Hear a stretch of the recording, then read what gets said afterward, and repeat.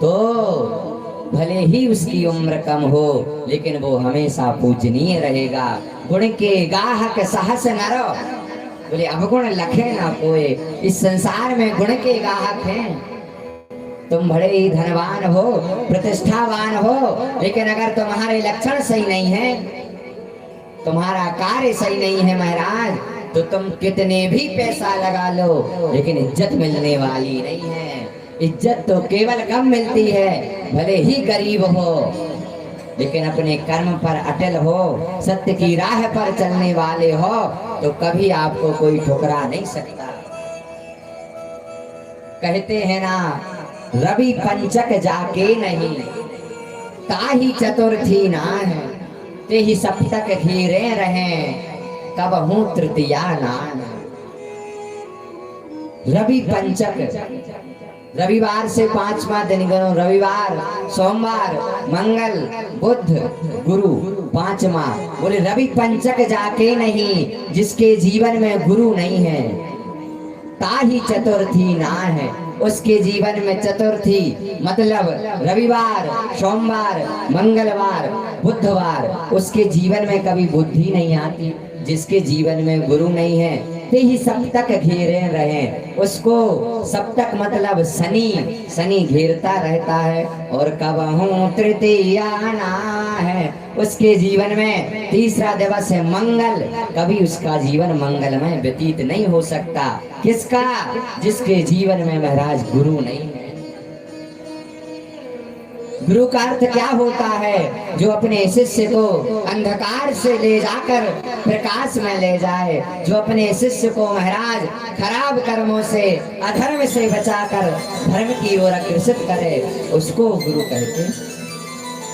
जिस प्रकार हमें छत पर चढ़ने के लिए एक सीढ़ी की आवश्यकता होती है, हमें अपने घर में लाइट लाने के लिए डोरी की आवश्यकता होती है, वैसे ही भगवान की प्राप्ति के लिए हमें अपने जीवन में एक गुरु की आवश्यकता होती है। और अगर गुरु अच्छा है महाराज,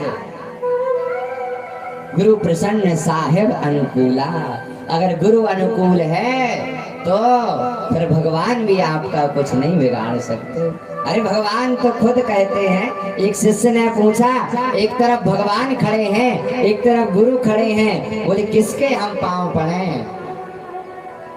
तो कहा बलहारी गुरु आप नो, बोले गोविंद दियो पठाए। भगवान ने स्वयं कहा है पहले गुरु को प्रणाम करो। अरे उनसे तो हम खुद चल रहे हैं। इसलिए अपने जीवन में महाराज गुरु बनाना बहुत ज्यादा आवश्यक है। लेकिन मैंने आपसे पिछली बार भी कहा था, गुरु बनाओ तो जानबूझकर बनाना। देखो, एक बार बनाया जाता है, गुरु फिर बदले नहीं जाते। और अगर आप गलत गुरु का चयन कर लोगे, भले ही आप अच्छी राह पर चलने वाले हो, लेकिन फिर आपका जीवन महाराज बिगड़ जाएगा। इसलिए गुरु बनाओ तो सोच समझ कर बनाना।